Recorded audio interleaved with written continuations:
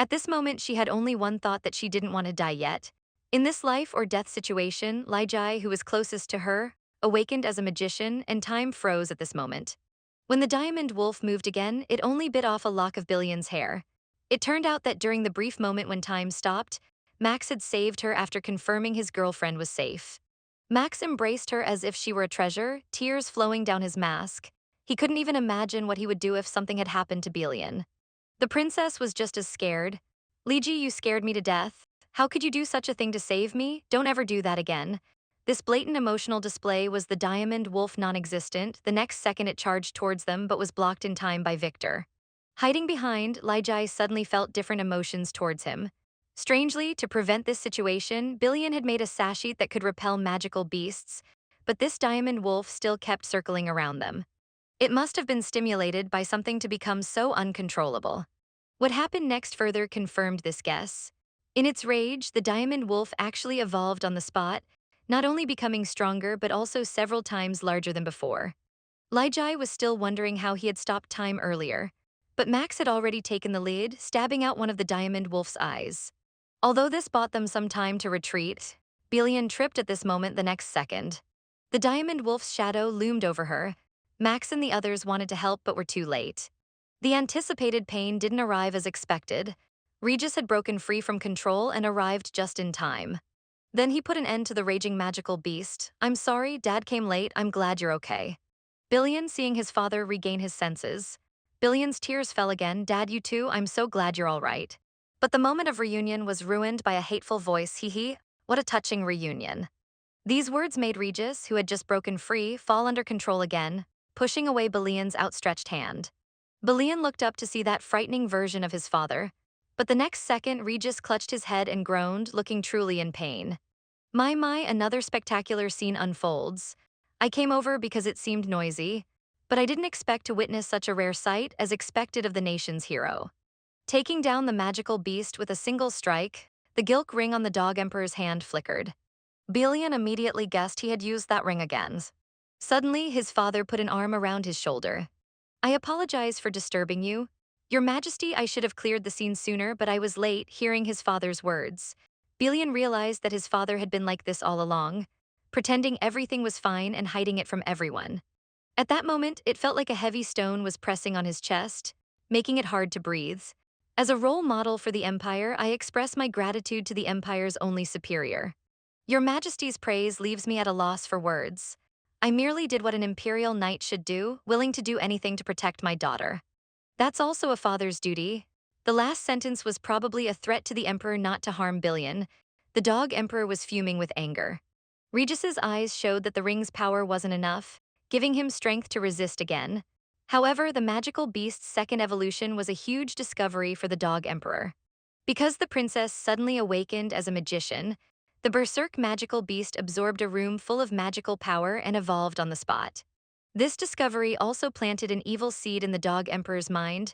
Most importantly, relying on the power of the artifact, he could satisfy Papuni's thirst again, leaving Regis unable to struggle anymore. The emperor, like a thief crying, "Stopped thief," reassured the nobles. Due to the magical beast's sudden attack, the hunting competition was interrupted and everyone here was almost endangered. But the knight protecting the empire has quelled the situation, so I'd like to award the victory to the person who rushed to the scene first and prevented casualties. Recognizing his efforts, the winner is Crown Prince Max Ache. I admire your courage. Perhaps the Crown Prince had been too well behaved lately, making the dog emperor forget about those years of assassination attempts. Trying to use Max as a shield was absolutely impossible. He whispered in the dog emperor's ear, quite good at bullshitting. Like a dog, I guess this speech is to thank me for cleaning up your mess. Unwilling to be used, Max finally removed his mask and smiled. Talius, after not seeing your son's face for over a decade, is this the expression you show? Originally, the Emperor's plan was this. Ike would repel the magical beast and win, then announce his engagement to Rich during the award ceremony. But before Ike could intervene, Max appeared in Billy and just happened to save Rich, making him miss the opportunity. It wasn't until the magical beast started attacking the nobles that the dog emperor was forced to change his plan. Now the idiot Ike's chance was taken by Max. He revealed his true face in front of everyone, and no one could have imagined that the Empire's tyrant and the street thug were the same person. The most shocked among them was probably the sixth Prince Ike. who never would have thought his love rival had such a powerful background. However, what Max really wanted to tell everyone was another even more surprising fact. The diamond wolf in the deep forest, far from the spectator stands, arrived at the stands in less than an hour after the competition started. Someone must have deliberately placed the magical beast nearby. He will definitely find out who caused the magical beast to trespass into the hunting grounds today. Because today's attack injured his lover and precious sister, he won't let anyone who provokes him off the hook. The culprit behind the scenes, the dog emperor, was so scared he almost wet himself because Max's eyes were clearly glancing at him. At that moment, brother Max also made a secret vow to personally remove the emperor's crown and throw him naked into the fires of hell. Meanwhile, Villain curled up into a ball, clearly not yet recovered from the earlier fear, until his father suddenly came to check on him. His worthless tears burst forth. He was sure this time it was his real dad, and he rushed into his father's arms, sobbing loudly. What pained him was that his dad had been silently enduring everything alone, while he, like an ignorant child, didn't understand it all. He couldn't even imagine how his dad had endured. Dad, please don't bear everything alone anymore. From now on, I want to protect you too. Because his daughter almost died before his eyes, the Duke finally decided to join the Crown Prince's rebellion plan. This was also what Max had been longing for. He would definitely become the Empire's son and rescue his master's family from their dire situation. Seeing this, Regis was very pleased. I entrust my daughter to you, future Emperor. Meanwhile, Billy and dreamed of his childhood again. The servants in the mansion were frantically searching for him, but he was hiding among a pile of stuffed toys. Giggling if he wasn't found by nightfall, Grandpa Butler would surely go to the palace to bring the young master back, because if anything happened to Belian, Dad would definitely come running back, just as he was thinking this. Belian woke up in reality. Master, what was the trigger that finally made you decide? The Emperor will target Belian because I exposed my inner thoughts in front of him. He had been hiding it well until now, but now they not only have the wills, but Belian also knows everything. This actually makes him feel much more at ease. Then what exactly happens if you're controlled by the ring? Billion, pretending to be asleep, was startled. As this was also the question he cared about most, it would be as written in the will. Unconditionally obeying the Emperor's orders. Even if he ordered me to kill Billion, I might actually do it. Hearing this, Max was instantly filled with shame because he had always blamed his master for not helping him and never understood why his master, who hated the Emperor more than anyone, was more devoted to protecting him than any other subject. Who could have imagined that his master had such a painful secret? Not only did he not understand the reasons, but he had always thought his master was just a coward. There's one more crucial point in the will. If the Emperor dies, the contractor will also perish. Do you have any countermeasures for this, Master? At these words, the image of his father holding a sword to his own throat flashed through his mind. Belian could no longer pretend to be asleep and cried out, pleading, Dad, don't kill yourself. You absolutely cannot sacrifice yourself to kill the Emperor. You must not do that. The pitiful sight of his father broke Regis' heart. Master, I feel the same as Belian. We can't trade your life for that dog's life. If we can't kill him, why don't we just corner him and make him live underground for the rest of his life? That's right, don't kill him. Just give him sugar water, gag him so he can't speak, lock him in the dungeon, and take out our frustrations on him when we're in a bad mood. The two youngsters chimed in one after another, successfully waking Regis up. Although he had this thought every day, it wasn't so easy to put into practice. Because as long as Talius was threatened, Papni would definitely manipulate him to prevent everything to completely break free from the contract. The only way was to replace the ring's master, and the ring's master could only be royalty. Only royal Papni would accept it, so this wasn't an easy task. This was also the first time Billion heard the name Papni. It turned out that Papni was the father of the first emperor, the ancestor of the Oshate royal family who wanted to destroy the empire and was classified as an evil dragon. Papni hated and envied his own child. In conclusion, the control of the ring was not in the emperor's hands, but in Papni's. Only someone who wanted to manipulate veggies to destroy the empire could become the new master of the reign. But now, apart from the current Emperor Talias, there was no royal who wished for the empire's destruction, so this problem had no solution. All along, Regis had been bearing everything alone, planning to perish together with the emperor when things were exposed and he could no longer intervene. The fact that he was now willing to reveal everything showed that deep down, he actually wanted to live. As long as they didn't give up, there would surely be a way. They would never stand by and watch him die. The dog emperor visited the Black Forest mansion late at night, originally intending to awaken the princess as a magician to test and give her to Ikai, but accidentally discovered his true purpose. It turned out that getting the emperor to agree to him becoming the crown prince was just a noble-sounding reason. The real purpose was actually the daughter of Duke Florin. He wanted the Florin family to perish, wanted to take revenge on Billion who abandoned him, and wanted to obtain a Billion who had lost everything. He used the royal family for his own selfish interests, which seemed absurd, but the perverted dog emperor liked it because their ultimate goals were the same. And now, just having a princess's nest was enough to destroy the entire Florian family. Early the next morning, Fry was furious because that boy Max wanted to publicly announce his marriage to Billion. The venue would be Billion's birthday party, where he wanted to formally propose to Billion amidst everyone's blessings in front of his friends and master to Fry. This seemed like nothing more than following a trend because now all sorts of rumors were circulating outside. The commoner lover of the young lady is actually the crown prince. The social circles were all speculating about Billion. Her lover is actually the crown prince. Did Billion know this all along? There's also the young master of the Black Forest Marquis family, Florin. The young lady really has a talent for making useful men devoted to her. That's why they say a mother's education is important. Hearing this, Max exploded with anger. Who's spreading these nonsense rumors outside? I'll have them all punished, and the rumors wouldn't stop there. Soon, there would be rumors saying Duke Florin is using his daughter's marriage to the crown prince to incite rebellion. But now the emperor had seen through the master's heart. For Max, what the high-ranking nobles in social circles said didn't matter. He wanted to use this opportunity to declare to everyone that Billion was his, so that no one could harm her, with things having come this far. Fry didn't say anything more than let's make it as grand and extravagant as possible. Although in the eyes of commoners, Max was the hero who led everyone to victory in the Rockin' War. For the nobles, he was still the admonition standing in opposition to the emperor, so Max wanted to change his image, at least to make the young nobles view the crown prince favorably. Being emperor might not be a bad thing after all, if Billion, who would receive a proposal that day, could become an object of everyone's envy. He would surely accept Max's proposal. Without a doubt, Max took his advice and also assigned him a challenging task. Find out about Papni. Why does Papni want imperial women? What was the method used to seal that evil dragon in the past? Everything about Papni. Gather all the information without missing anything. The scene shifts to Duke Florence's mansion. Billion was still troubled by the preparations for the coming-of-age ceremony. Even after removing unnecessary items, there were still many decisions to be made, and during the last princess's coming-of-age ceremony, it was all prepared by Licht alone. Thinking of this, he stuffed a piece of cake into his mouth. No matter how busy, one shouldn't forget to eat. Seeing his father, he suddenly saw him as a lifeline. Please take a look. These decorations for the banquet were damaged when they arrived. I'm not sure if this part has been properly compensated. Moreover, the items for the guests were delivered after the deadline. The most important thing for a merchant is credibility, and he didn't keep his promise. And here, looking at his precious daughter chattering away, Regis smiled affectionately. He didn't even know when his daughter had grown so big. It felt like she was just a child yesterday. He reached out to take the thick draft. How about going out for some fresh air?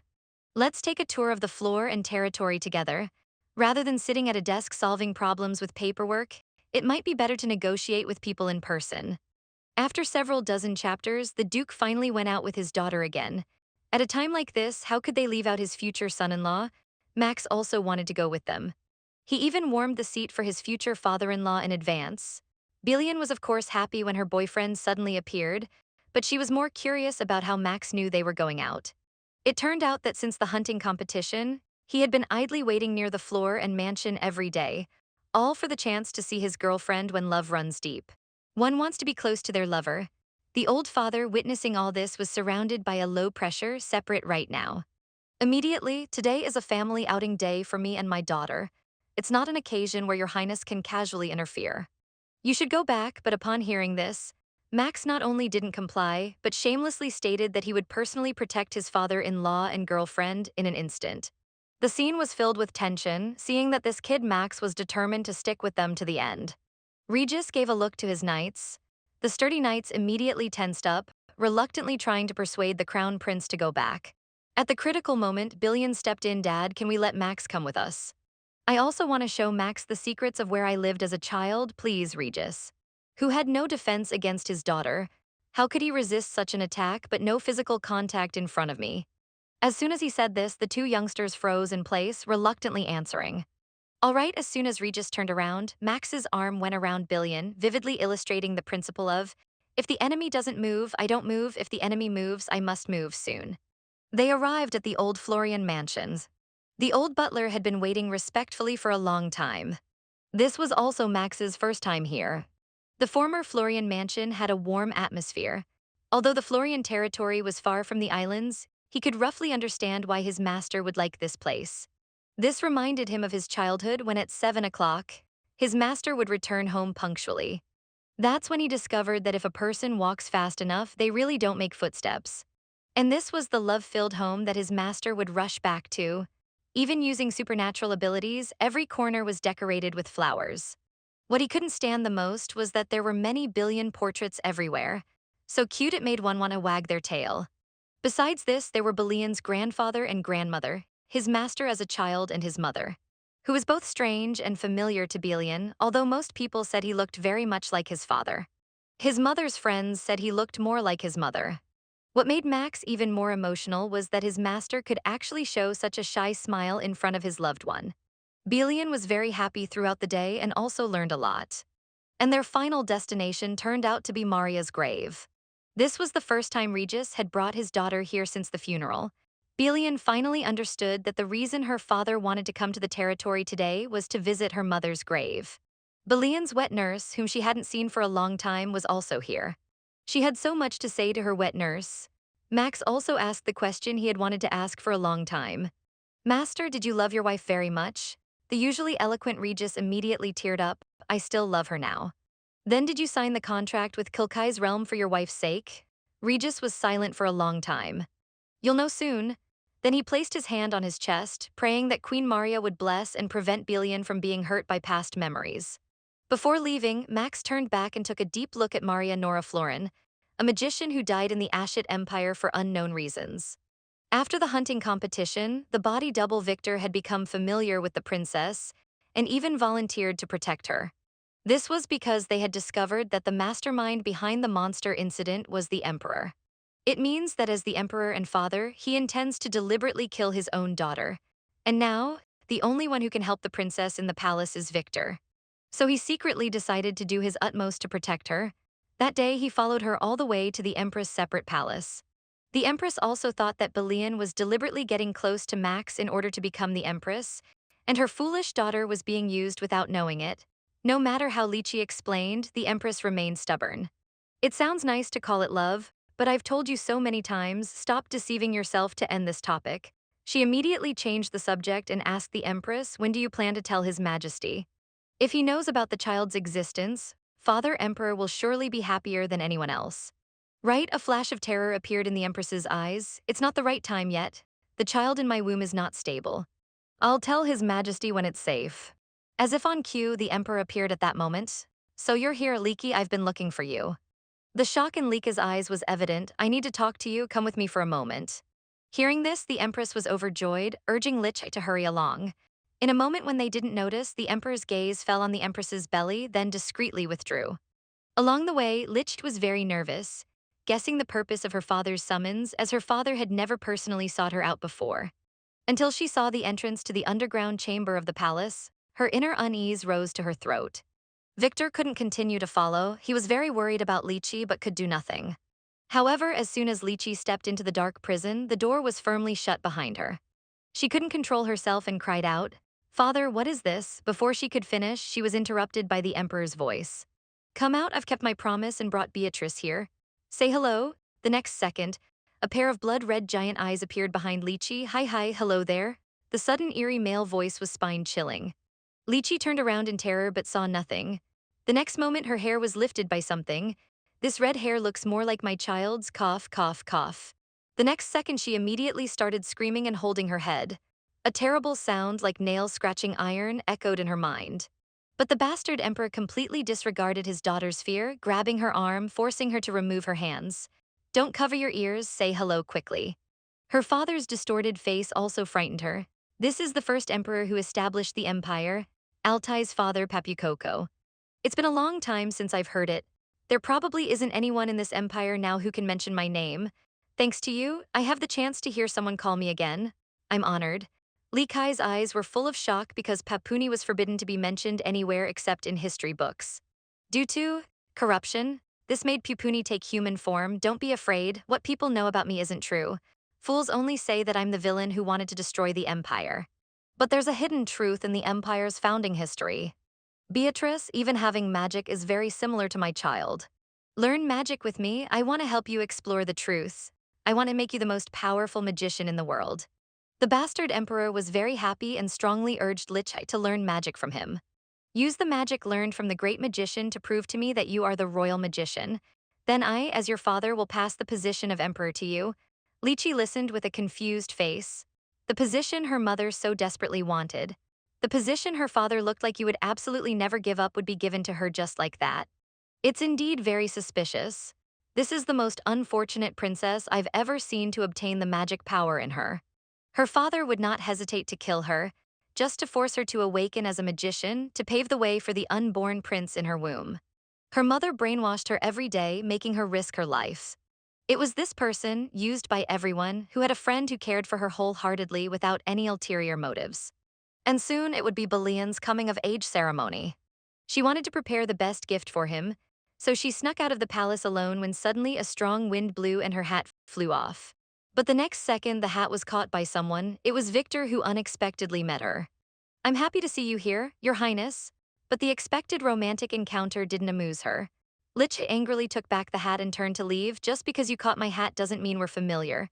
Victor was left completely bewildered. However, their destination turned out to be the same, which was the nearby secret auction house. Lichai's evil gaze betrayed her inner thoughts. To prevent misunderstanding, let me explain. I didn't intentionally follow you here, but you did come out without bringing a guard knight. The aloof Lychee wouldn't believe his nonsense. Mind your own business, I can take care of my own safety. It's terrible for a knight to stalk people. Nevertheless, Victor explained. All the way putting on the masks provided by the organizers. They were competitors today. Finally, the star item arrived. It was an ornament worn by the first empress until her death. Released from the royal family, it had protective magic that could preserve human flesh for a long time. Upon learning this, the venue instantly became chaotic, and Lich was here for this crown. She would never let Belian experience that kind of horror again. At this moment, Victor called out to her, not wanting to reveal her true identity. Lich directly called herself girl. Victor's shyness could be felt even through the mask. So he wanted to know what the Emperor said in the underground prison yesterday. Seeing Licky's embarrassed look, Victor didn't press further. However, there were some things he felt Licky should know. The hunting event and the monster incident were orchestrated by the Emperor, with the Black Forest Marquis family as accomplices. He had found a witness who saw the Marquis family's knights transporting the monster. Moreover, based on what he saw at the scene, that diamond wolf had been starved for several days. Most crucially, the monster's target wasn't Miss Florian, but him, the Emperor's daughter. This was enough to prove that the Emperor wanted to kill Leaky. The fact that his own father wanted to kill him was something Leaky could never have imagined or accepted. At this moment, the bidding price for the crown had already been pushed up to 200 gold coins. If no one raised the bid, it would be sold. Victor had already told Max that 150 gold coins definitely wouldn't be enough. Short on funds, he immediately decided to team up with Leaky. Shall we work together to get it? Meanwhile, at the Florian mansion, preparations for the birthday party were in full swing. I will give 200% of my efforts. We will clean the entire mansion spotless. We will put our souls into the performance. The gifts were perfect, and the guest list was memorized. All thanks to the inspiration gained from visiting the estate. He had promised his father that tomorrow would be the most splendid party. But despite seemingly thorough preparations, he felt something was missing. That's when Melanie stepped forward. Have you decided on your partner for the opening dance? Hearing this, Belian suddenly realized the source of his unease. The first dance at the coming-of-age ceremony was significant. Who would he choose to dance with? His lover, Crown Prince Max, or his handsome, gentle, and wealthy father? Regis, let's wait and see. According to the etiquette of the Ashad Empire, a noble lady should dance the opening dance with her father at her coming-of-age ceremony. Because the adult lady will soon leave her family due to marriage. But if she dances the opening dance with her father, her boyfriend Max would surely be angry. Once he gets angry, it's hard for him to calm down, and her father is the type who, once heard, will remember it for a very long time in an instant. Belian found herself in a dilemma. Meanwhile, the old father pondered for a long time because tomorrow he would unlock billions sealed memories. In his previous life, he had permanently sealed his daughter's memories because he was afraid she would recall those terrible memories. And once the memory seal is broken, Belian's magical power can no longer be hidden. It turns out that Belian's previous fainting spells were actually signs of magical power running wild, so he instructed. The butler, the attending physician, should be on standby at tomorrow's coming-of-age ceremony. Time quickly arrived at the day of the ceremony, and noble ladies from various families came as invited. Max came with Lily. Lily had thought her brother would stick to Belian like a leech, but today Max's words and actions fully complied with imperial etiquette. The reason he was so well behaved was actually because he was brewing a secret plan. Julia and the others were hiding in the bushes. Their mission was to ensure the proposal ceremony went smoothly. Soon the party officially began. Billion happily turned around and her father's hand eagerly reached out. He had already prepared to dance the opening dance with his daughter. But the next second his hand froze in midair, because Billion's first dance was to be with her boyfriend Max. The cat ears 3 meters away stood straight up. He was so happy his heart was about to jump out. While the melancholy in Regis's eyes was almost overflowing the screen, this was Max's first public appearance after revealing his identity, directly confirming the rumors of his relationship with Billion. Unlike the sweet couple surrounded by pink bubbles, Regis could only watch longingly. He was actually very sad too, but as long as Billion was happy, even if it wasn't with him, he could accept it. Surrounded by happiness, Max suddenly lowered his head after the dance. I have something I want to say in front of everyone, although Billion was shocked. She had already guessed what Max wanted to say, but for such an important matter, she preferred to discuss it privately. Fortunately, Max had prepared a plan B. Then after the party, can you come to the balcony? Billion smiled and agreed, but while some were happy, others were worried. Victor, immersed in blessings, was dragged to the balcony.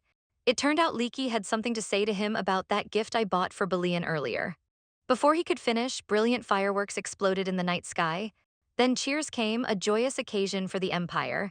May the two of you be forever in love. The festive scene immediately attracted many nobles.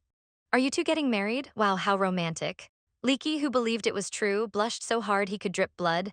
He never thought Victor would propose to him, but unexpectedly, Victor was even more confused. Weren't you the one who brought me here? However, human joys and sorrows are not the same. Regis was alone in the corner, drowning his sorrows in alcohol. Suddenly, he heard Billion calling him. She had come to invite her father to dance. They say the first dance is the last dance a daughter leaving home dances with her family, but she doesn't like that saying. So she decided to dance the last dance with her father even after today's party ends. She will still dance with her father in the future. She wants her father to be with her for every birthday to come. Leaky, upset about the misunderstanding, angrily found Max, the instigator. He immediately guessed that Max wanted to propose, and he was the first to disagree with this, but Max was more concerned about what the Emperor had shown him in the basement. He needed to know now the Crown Prince is finally proposing. Come and see, it turns out that even before the party started, Billion had already noticed, her boyfriend looking more shy than usual. When Max said he had something to tell him, he became even more certain that Max must have prepared a very important confession today. Pushing open the door of the room, Max's inside had been waiting for a long time. He looked really nervous. Who would have thought that the tyrant who led troops alone on the battlefield was just a shy little kitten in front of his girlfriend? So what did you want to tell me? The next second, an exquisite box appeared before her eyes. Inside was the crown that had been bought from the secret auction. This crown was forged by the late king to protect his wife, consuming half of his magic power, which also means the late king gave half of his heart to his beloved wife. Just as the sun guards the empire's day, my dear lover Billion, please become the moon of this empire. Be my other half for life, will you marry me? Billion, at this moment, Billion's heart was pounding nonstop. Although he had been prepared when actually in the moment, he still couldn't calm the loneliness in his heart. The slight trembling from Max's palm made him truly feel the other sincerity. He knew he simply couldn't refuse as Billion nodded heavily. Max excitedly pulled him into his arms. They confessed their love to each other deeply. And this was also the first time Max heard the words, I love you, from his girlfriend's mouth. He couldn't help but increase the strength in his arms. I can hardly breathe. Can you let me go just a little longer? Can I hold you for a little longer? At this moment, they were undoubtedly the happiest people in the world, but suddenly Billion's eyes went black and he fell straight backwards. The sudden change terrified Max, although he caught Billion in time. Belian had already lost consciousness. Regis, who had been guarding outside the door, came in upon hearing the commotion, guiding his blank mind. This moment had finally come. He hurriedly ordered the butler to call for a doctor while they laid Billion on the bed. Originally, if a magician couldn't control magic well, they might lose consciousness. Max also learned from his master that his girlfriend was a magician. Regis said he would explain the details later. Now he just needed to say that sentence to Billion and the seal would be lifted, but if possible, he would rather his daughter never remember. He deeply hated his wife Maria's death and the way he was manipulated, which were things he never wanted his daughter to know about. But he had promised Billion he would always be with her, and he believed. Billion was a much stronger child than himself. Listen carefully to what Daddy is telling you from now on. I will seal all the bad memories you've seen. When you open your eyes again, Daddy won't be as good to Billion as in the past and won't be around you often. But that's not because Daddy dislikes Billion, but to protect Billion by distancing from you. Remember, no matter how Daddy treats you, I will always love you. As soon as the words fell, purple light surrounded Billion. This light illuminated the night as bright as day. When Billion opened her eyes again, she had returned to her childhood. On a sunny morning, she didn't know where she was or why she had become so small. As she wondered, a crisp female voice rang out, "Billion, are you awake? The spring breeze is so warm, so you get sleepy as soon as you come out, right?" She could hardly believe her eyes because that was clearly her mother. Alive, who wasn't in her memories, the girl's childhood memories, sealed for 2 lifetimes, finally reappeared on her 19th birthday. At this moment, she had returned to her childhood when her mother was still alive. After a brief interaction with her mother, Billion choked up. She realized this was the past she had forgotten, faced with Billion crying loudly for no apparent reason. Maria, a new mother, was at a loss just then. Regis returned home from the palace, and Maria immediately grabbed onto this lifeline. "You're back just in time. Come and comfort Billion. She just woke up from a nap and has been crying nonstop." The next second, Billion, with a face full of snot bubbles, was lifted high. "Why is our little princess crying?" Daddy saw it all. "You don't like the flower crown Mommy made for you, right?" Actually, it wasn't that Billion wouldn't say, but that she simply couldn't. She couldn't say this was the past, and that she was heartbroken because she saw her mother, who was still alive. Just then, a soft touch came to her hand. "Hello, little Mitt. I'm Bunny. Can you tell Mommy Rabbit why you're crying?" Then, another rabbit doll wearing glasses suddenly appeared. "Tell me too, if Billion is sad, Daddy Rabbit will be sad too." With their persistent efforts, Billion finally stopped crying and slowly explained that she had a very scary dream. The two rabbit dolls nodded, seeming to understand. Then Mommy Rabbit suddenly hugged her. "You must have been very scared. It's okay now, Billion." At this moment, Daddy Rabbit brought a flower. "This is for you. It's a lucky flower that can protect Billion. Don't worry, we will protect Billion, surrounded by happiness." Billion finally smiled again. It turns out she was the beloved daughter of her parents. At this point, the scene changed, and Billion appeared in a long corridor where her parents were arguing about something. It turned out that to save his wife's life, Regis suggested she go into exile in another country, but Maria's parents had already passed away, and now she only had Regis and Billion. Exile meant that she would have to live the rest of her life in a place where she couldn't see her husband. This was too cruel for her, but Regis didn't want this either. He would also have to live in a world without his wife, without Maria by his side. He would be in great pain too, but he couldn't disobey the Emperor's order to empty himself, kill Maria, and then steal her magic. If he killed Maria with his own hands, he would pretend to be fine during the day to forget his despair. But at night, unable to sleep, he would only be immersed in guilt and want to kill himself when Billion grew up and no longer needed him. He would not hesitate to let himself vanish into thin air and then go find his wife Maria. So he begged Maria to live somewhere in the world, even if he wasn't by her side. Please let him live with this hope. But for Maria, abandoning the Florian name and living in a world without Regis, and her daughter, was no different from death. So she made up her mind to do her best to stay by her husband's side until the very end. No matter what the final outcome was, she asked Regis not to blame himself. It turned out she had just told her husband about being pregnant with Billion when she learned that he had signed a contract with the Emperor. This made her feel guilty all along, thinking Regis had become like this because he loved her too much. And Regis, even though he suffered greatly because of his wife, he loved her more and more each day. No matter how many lifetimes he lived through, he would still fall in love with Mario without hesitation. Billion witnessed everything but remained silent. At this moment, she finally understood that her father signed the contract with the Emperor solely to protect her mother. The girl originally had a happy and harmonious family until her father's strong power was coveted by evil people. The once happy family began to gradually fall apart. On this day, the girl was stuffed into a wardrobe by her mother from now on. Listen carefully to what mommy tells you. Do you remember how we practiced in the closet every day with mommy? You must never let the monster find out where Villain is. He's not your daddy. Even if you hear daddy's voice, you absolutely can't go out. Absolutely not. Then the wardrobe was sealed with magic by Mario, so people outside wouldn't hear Billian's voice.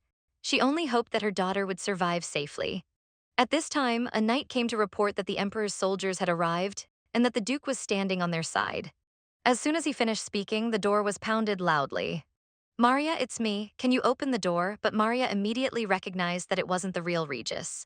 The Regis outside the door curled his lips into a sinister smile.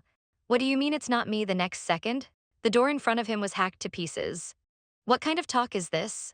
My lady. Maria clearly knew her husband was being controlled by Karulu. As Regis gave the order to kill everyone, the old knight stood in front of Maria. He gave his all just to buy some time for the lady to escape. Seeing this, the personal maid was so scared she wet herself. It turned out the soldiers had promised him that if he led them to the lady, they would spare him. But the next second, his neck was cut by a soldier. Villain, hiding in the wardrobe, was anxiously swallowing because she realized that today was the day her mother left. Perhaps now she could prevent the tragedy from happening. But even though she used all her strength to push against the wardrobe door at the crucial moment, she found that she couldn't move at all. It turned out that because this was a past memory, she couldn't control her body at will. Realizing this, tears burst forth. She could only shout loudly for her mother to run quickly. But Maria had no intention of running. She gathered magic in her palm, wanting to use defensive magic, but the old knight's death distracted her. Before she could recover from her grief, her beloved husband had already swung his sword at her, caught off guard. Maria was struck down, but even in this critical moment, she remained clear-headed. She wanted to know why Papni killed all the magicians and then stole their magic. What was his purpose? What exactly do you want? The next second, she was grabbed by the throat by her husband. I want the Arcade Empire to perish.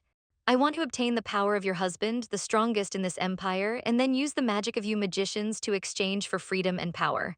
To make this empire perish, Maria used all her strength to denounce this demon's crimes, to sacrifice so many innocent people for a future that no one looks forward to. Seeing this, her husband became more excited. At least Regis will hope for the empire's downfall. As long as you die by these hands. Saying this, he raised his sword to kill Maria. Maria called out her husband's name at that moment, and Regis's hand holding the sword froze in midair. It's me, Regis. It's the person you want to protect and cherish. Look into my eyes. Didn't you always say my eyes were beautiful? And that when you wanted to see stars during the day, you just needed to look into my eyes. The person I know is someone who loves me deeply, so I won't blame you. This isn't your fault. You've become like this because you chose to protect me. Don't give up. I love you. As Maria spoke gently, the eerie crimson in Regis's eyes gradually faded. The sword slipped from his hand and fell to the ground. He clutched his head, making a final resistance against Papni. Then he let out a heart-wrenching roar. Maria was certain her husband had broken free from the control before she could rejoice. The next second, two large holes were pierced through her chest. It was the soldiers behind him who had acted. A vicious dragon was clinging to the man's back, causing him to lose his mind and become a puppet, but affected by his wife's defensive magic, and with his own unyielding will, he didn't disappoint. Breaking free from the dragon's control, upon regaining consciousness, he first called out Maria's name, but when he looked up, his beloved wife was already motionless. Lying in a pool of blood, the fortress he had been guarding in his heart crumbled at that moment. He shouted no and lunged towards his wife.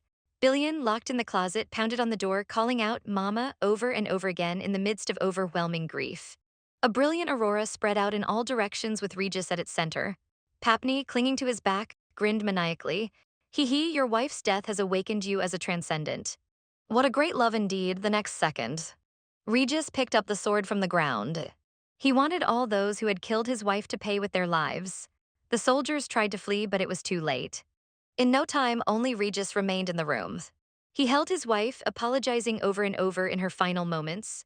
Maria, ignoring the intense pain in her body, forced a smile to comfort her husband, telling him not to blame himself. As all of this was his own choice, what worried her most was their daughter.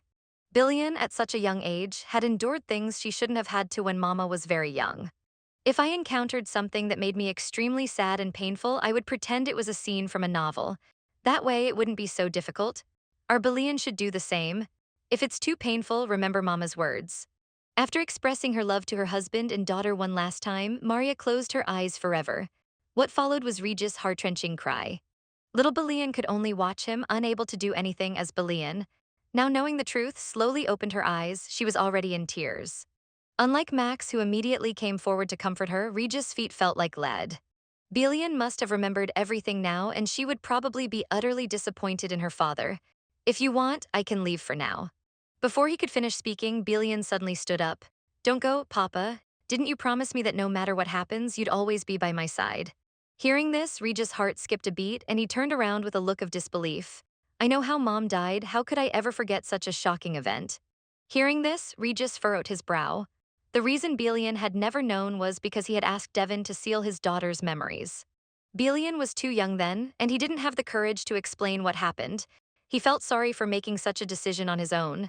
At this moment, Belian couldn't hold back anymore. She ran towards her father barefoot. It's not like that. This isn't Papa's fault. Mom wasn't killed by Papa. The Emperor is the real culprit. Why are you apologizing to me? This soul-searching question momentarily shook Regis, but the fact that he failed to protect his wife and daughter remained. The next second, he fell to his knees in front of Belian. I should have protected Maria until the very end, don't forgive me. Belian, as for killing Maria with his own hands, he didn't mention it. Seeing this, Belian felt a pain so intense she could hardly breathe, so her father had been living with this guilt all along. She couldn't even imagine how he had managed to carry on alone all these years. She put her hand on her father's shoulder and said, word by word, Mom wanted you to be happy more than anyone else. This was the last thing Mom said after hiding me in the closet. You must survive. And if Papa is very sad, can you tell him what Mama told you when you were little? Tell him that Regis is the most beautiful person in the world when he smiles. So she wants him to always be smiling. Don't cry anymore, Papa. The Crown Prince had originally planned out of consideration that the Emperor was his father to let him die peacefully after resolving the ring contract issue. But after learning of his girlfriend's family's tragic fate, such a death now seemed too luxurious for the Dog Emperor. He decided to grind his bones to dust. Seeing the father and daughter's matching wide-eyed expressions, Max had intended to let them rest first, but Belian insisted on clearing up all her questions at once.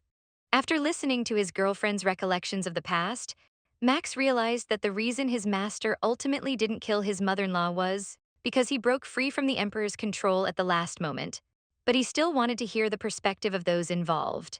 Regis guessed that it was because of the defensive magic his wife used in her final seconds before death, which had an effect on him, and when he resisted with his own will, he awakened and became a transcendent, and once a knight transcends human boundaries, they no longer, in other words. Regis's aging process had completely stopped since the day Maria died, but the way his master spoke of this with such an expression meant he was still stuck in that time. Maria, apart from Devon who faked his death, was the imperial magician who lived until the very last moment. As his daughter, Belian inherited her mother's abilities to evade the Emperor's pursuit. Regis sealed his daughter's memories along with her powers at that time. However, during the hunting competition, Belian saved him with magic, although it was only for a moment. Regis was able to break free from control, thanks to Maria's relic and Belian's awakened magical power at that time. As for why Belian always thought this was a world from a novel, it was because Maria, considering her daughter's young age, had cast a slight flame spirit magic on her. Regis kept hiding this from Max because before falling in love with Belian, his disciple was a tyrant who wouldn't listen to anything. At that time, isolated and helpless, she had originally planned to take all secrets to her grave after Belian's marriage, but ultimately failed. Hearing this, Liang Xiaoji immediately looked puzzled. It turned out that Regis had already lived one life, and now he was reborn with memories of his previous life. Upon hearing this, Liang Xiaoji's face instantly became a meme of shock in the previous life. Belian died because of him, so he exchanged his life for a plan to start over. The story goes back to the day of the princess's coming-of-age ceremony. When the banquet's guest of honor, Leaky, fainted from poisoning, Belian, as a love rival, was accused of being the culprit, but Regis always believed his daughter wouldn't do such a thing. However, Belian was already suspected by everyone, and at this point they didn't care who the real poisoner was, given the current atmosphere. Belian was charged with the crime of killing a royal family member, and the Emperor would likely personally interrogate her. Regis would never let Talias personally interrogate Belian, although the sealed memories had kept the Emperor in the dark, allowing him to live until now. If they were to awaken in a moment of crisis and the emperor discovered Billion was a magician, the consequences would be unimaginable. So he personally sent his daughter to the dark prison, because magic couldn't be used there as long as he could get to her, rescue her, and the emperor's surveillance was removed. Just in case, he even gave his daughter a dagger for self-defense. They just needed to endure a bit longer, although Billion's cries made him want to turn back and comfort her immediately. The surveillance was too strict for him to do so. After leaving the dark prison, he immediately sought out Max. For this one time, he begged Max to save his daughter. But the tyrannical crown prince was always cold-blooded and cruel. Billion meant nothing to him, and he had no reason to save her. However, Regis was fully confident that as long as Max rescued and protected Billion, he would assist Max's rebellion plan right away. Originally, he hadn't planned for Max to break with the Emperor so early, but now rescuing Billion was the most urgent matter, as expected. Max immediately agreed to this win-win deal while waiting for Max to act. Every minute and second made him anxious, but when he finally received news, it was that his daughter had committed suicide. The father had given a dagger to his imprisoned daughter for self-defense, but the love-starved daughter interpreted it as a request for her to end her life after the father had finally persuaded the crown prince to rescue her. What they received was the daughter's blood-stained corpse. He felt as if the sky had fallen, large tears dropping onto his daughter's cheeks. At this moment, he finally realized his mistake, but his little angel could no longer throw tantrums at him. Heart-wrenching cries echoed throughout the crown prince's palace. He held his daughter's body for a long while, as if his entire soul had been ripped away. Until his daughter's body gradually turned cold, he completely lost his mind. He went on a killing spree to the banquet hall, where there were people who had coldly observed his daughter's death. He now wanted to make these bastards pay. The naive Akai was still admonishing Regis to restrain himself immediately on charges of treason. The next second, his head was split in two like a garlic. Seeing this, the ministers finally realized the gravity of the situation and scattered in panic, running for their lives. But before the Empire's only transcendent, everything was in vain. With the enhancement of the evil dragon Papni's brainwashing, this place soon became a living hell. Only by destroying Regis' willpower could he become what Papni wanted. Because the Kilk boundaries suddenly failed, the dog emperor was so scared he wet himself. His proud right hand was cut off and rolled away. At this moment, he still naively threatened with the contract rules. If you kill me now, you'll die too. But he underestimated Regis' determination. His daughter was dead, living had no meaning for him. The next second, the dog emperor was split in two at the same time.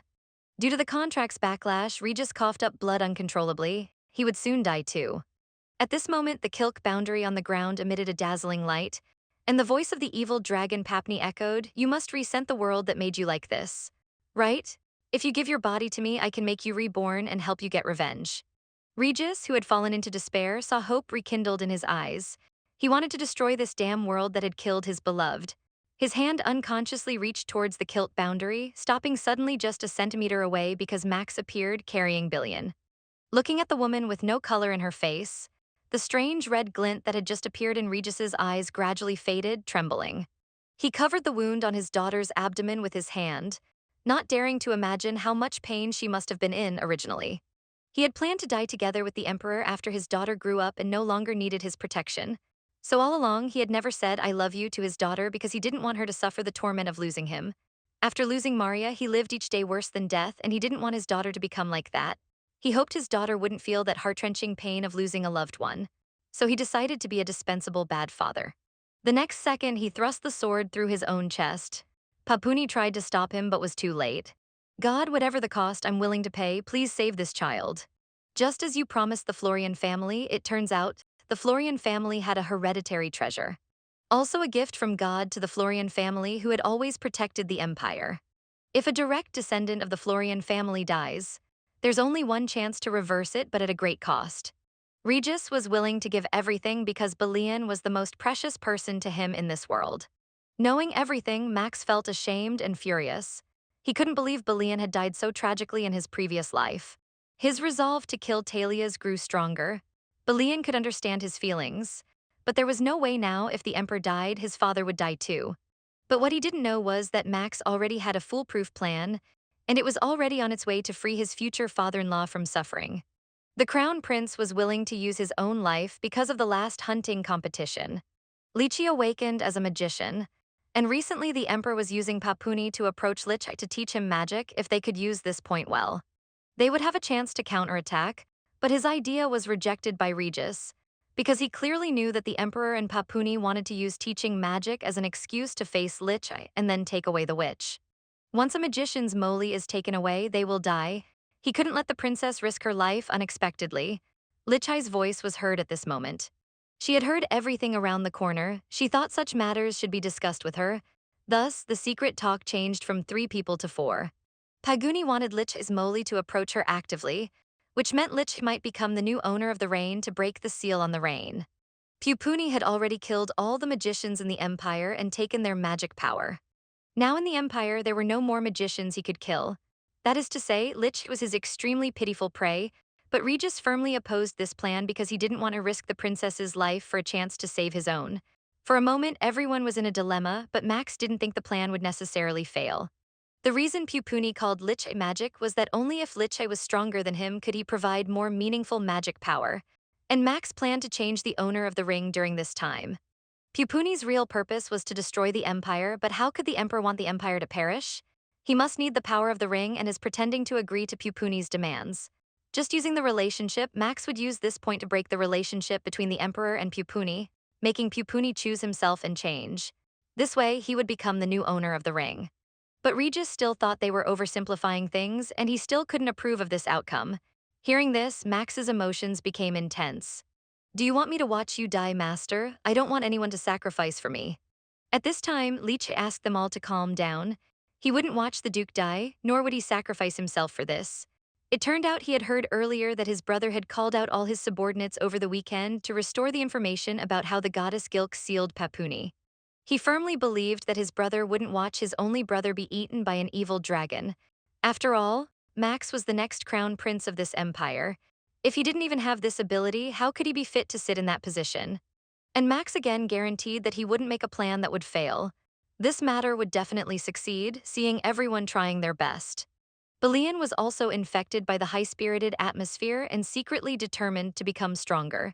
This time, he would definitely rescue his darling and live a happy life with Max. At this moment, there was a commotion outside the door, and Regis immediately told his daughter and the princess to hide. He went out with Max to check. By imperial decree, Crown Prince and Duke Regis fly in. Please enter the palace immediately if you dare to disobey the order. You will be forcibly escorted to the palace. Who gave you the audacity to order us around? It's about the upper nobility hearing regarding the conspiracy planning. Crown Prince Bashit and Duke Floyan. This is the last warning to you. If you are unwilling to attend voluntarily, you will be forcibly taken away by us. Hearing this, Juvelian broke out in a cold sweat. Could their conspiracy have been discovered so suddenly? The master and apprentice had just formulated a plan about the relationship between the emperor and the evil dragon, and the next second they were being taken to the nobility hearing on charges of conspiracy planning.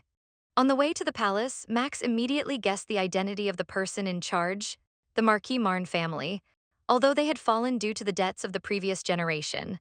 They had risen from the dead after the Lacan War, and the person in charge before them was Nicholas, the eldest son of Marquis Marne, but in the war with Lacan. His name wasn't on the list of Central Army participants. He was exempted from service due to illness, but in Max's view, the person before him seemed very healthy. It turned out that Nicholas had provided part of the profits to the emperor in exchange for exemption from service and monopoly rights on military weapons. What would happen if other nobles found out about this? Isn't there a hearing that all nobles will attend? What would happen to your family if I made this public at that time? Monopolizing military weapons within the Arcad Empire, which is frequently at war with other countries. Although Regis is willing to pretend he didn't hear about this because he pities this young man, he can't guarantee how other families would react. For example, the Duke of Elio's family, who is doing their utmost to develop military weapons. Hearing this, Nicholas broke out in a cold sweat, fell to his knees, and said he would do anything. This was exactly the result Max and the others wanted, so they easily replaced the host of this hearing. The answer was also completely within expectations, but they didn't expect that the host of this hearing would be Akai's father as the solemn gavel fell. This hearing on the royal conspiracy case against the Arquette Crown Prince and Duke Florian began. Marquis Hessen launched the first attack, all along regarding why your highness hides your appearance.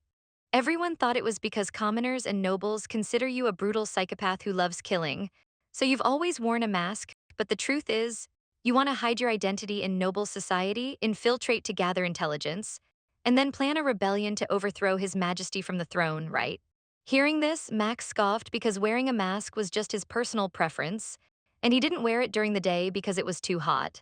Moreover, the reason he hid his identity was that if he appeared as the crown prince, many people would constantly be calling, Your Highness this, Your Highness that, and their fawning appearance was really pitiful, so he deliberately didn't reveal his identity. Not expecting that his consideration for everyone would become evidence of his rebellion, the scene instantly erupted in an uproar, admittedly. What Marquis Hessen said was all true, but this hearing was convened urgently without any evidence. It's not hard to see from this. He was indeed very anxious. He racked his brains to connect Regis with the crown prince, aiming to make the nobles sent by the emperor more united, but the next second, another noble's reaction directly angered the usually calm Regis. How do you explain your relationship with Miss Florian? Shouldn't you be unable to hide your identity from someone you love? How could the young lady not know you're the crown prince? Faced with the sharp questioning, Max remained unfazed. No, because I'm usually very modest, so my attire didn't raise much suspicion in the noble lady's eyes. I didn't even have time to worry about whether to hide my identity from her. She had already mistakenly assumed I was a commoner hero. And since my reputation isn't very good anyway, I didn't feel I should explain this misunderstanding to her clearly. As he spoke, a strange killing intent made him suddenly feel chills, Regis, who was already harboring resentment. Now had his veins popping out, the more he thought about it, the more he felt afraid of Max hiding his identity to quell his master's anger. Max changed his tone, stating that he was a shy and cautious person in front of his lover, so he didn't have the courage to reveal his true identity to his girlfriend. But even though he was telling the truth, to Marquis Hessen it sounded like he was making excuses, putting aside the clothes. Max's attitude was not that of a commoner at all. Who would mistake you for a commoner the next second? Max's reply, Your son, almost made Marquis Hessen fall over. Your son Akai said I was an ignorant commoner, embarrassed me in front of nobles. Casually insulted the noble lady who was associating with me, a commoner, and wasn't he extremely angry about it? This statement sparked another round of gossip. Marquis Hessen's face couldn't hide his embarrassment, insisting that his son never laid a hand on anyone, but rather it was His Highness, the Crown Prince, who beat up his son. The contempt in Max's eyes grew even stronger, because he was simply acting in self-defense. But Kai first pointed a knife at his neck. Why don't we take this opportunity to change the theme of the hearing to the attempted murder of a royal family member by young Hessen? What was supposed to be a hearing on the Crown Prince's conspiracy with the Duke to rebel, the scumbag father acting as the host was retreating step by step due to baseless accusations, in fact. He was even countered by the Crown Prince with a charge of attempted murder of a royal family member. At this moment, the fourth son of Elios, acting as the judge, stepped in because the current argument had clearly deviated from the main topic. He wanted to ask Duke Florian, who was beside the Crown Prince? If Marquis Hessen's son attacked His Highness the Crown Prince because of his relationship with Miss Florian, it indicates that their relationship is already very deep. Duke Florian, did you know before that your daughter was dating His Highness the Crown Prince? I knew since when? I've known almost from the beginning. This testimony undoubtedly confirmed the rumor that Juvelian had a new lover for a long time. Hearing this, Marquis Hessen grabbed onto it like a lifeline, accusing Duke Florian of siding with the Crown Prince just to make his daughter the Empress, intentionally conspiring to rebel. However, Duke Elios, as the head of the high-ranking nobles, was obviously much more rigorous. As far as he knew, Duke Florian and the Crown Prince were adversaries in many aspects. He wanted to know more why Duke Florian, knowing this, still agreed to their relationship. Hearing this, Regis crossed his legs high. I'm sorry it seems I've disappointed everyone's speculations. I have never acknowledged their relationship. As Regis said this, a low pressure surrounded him, not looking like he was joking at all. Marquis Hessen was so angry his veins were popping out, almost cursing out loud. Duke Florian, what kind of absurd sophistry is this? It's clear as day that they are openly dating. Duke Elios, in his high position, also expressed agreement. Miss Florian attends every banquet with His Highness the Crown Prince. Yet you say you've never agreed to their relationship the next second? Regis's acting skills exploded as he raised his hand to his forehead and let out a big sigh. None of you would know how many methods have exhausted to separate my daughter from His Highness the Crown Prince. I've tried formally warning the Crown Prince in person, had my knights monitor His Highness and my daughter, and even provoked His Highness in front of my daughter, hoping to expose his inner violent side. But that child loves His Highness more than I imagined. How can parents ever win against their children? I feared His Highness would take advantage of my daughter's sincerity and hurt her, so I can only silently watch over him. I'm just a pitiful father whose daughter was snatched away by demon, adhering to the principle of fully committing to the act. The tears welling up in Regis' eyes looked very convincing, appearing truly wronged beside him. Max's eyes were about to pop out from shock. It was clearly Master who personally agreed to let them continue, and now he's putting on this act. After the hearing, they should award him Best Actor. At this moment, one of the nobles, Count Roy Weaver, finally couldn't bear it anymore. This doesn't make any sense at all, at the very least. You should have tried to select a few potential son-in-law candidates, right?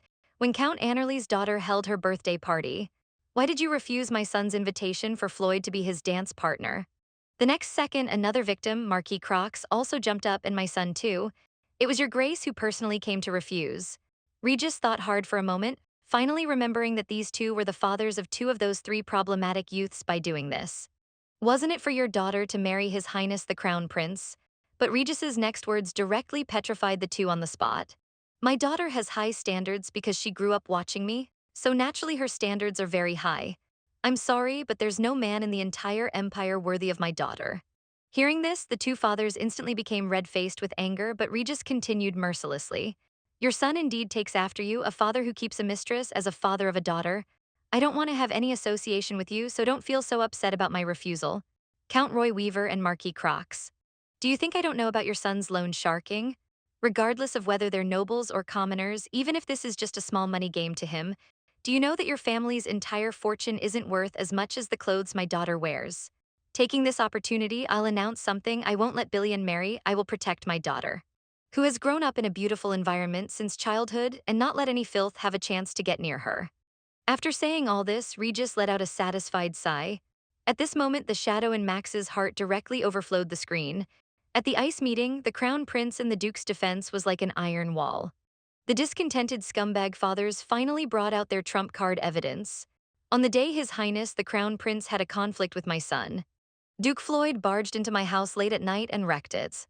How do you explain this? This is definitely the Duke's action to cover up for His Highness. My perfectly fine house was destroyed just like that. For several months when it rained, my roof would leak. How miserably my wife and I lived every day. Before he could finish speaking, his collar was violently grabbed by Regis. You damned bastard.